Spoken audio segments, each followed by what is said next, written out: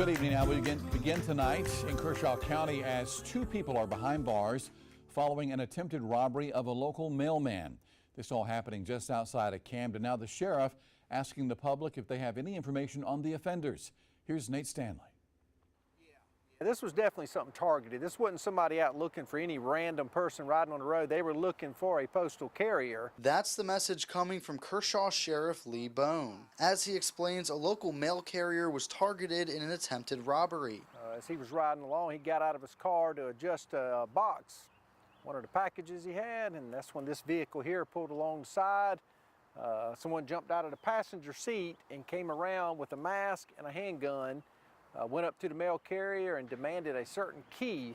Investigators believe they were looking for an arrow key. Those keys are used to gain access to mail collection boxes, but the mail carrier didn't have one and the suspects left. Throughout the investigation, we was able to track it down to this particular red Charger.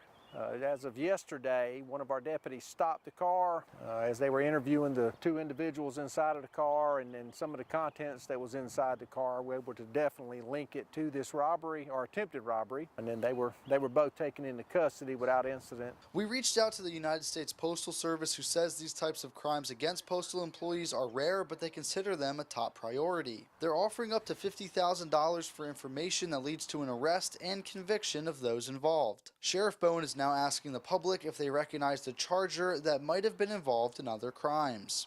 There's still the belief that this might not have been the only postal carrier that was in contact with this vehicle, and that's kind of what we're looking for. If any other postal carriers out there has had any suspicious activity involving this red car or anybody else that may have came up to them recently. The Postal Service says although an arrow key was not stolen, it's important to keep an eye out for mail you may be expecting. In Kershaw County, Nate Stanley, News 19, WLTX.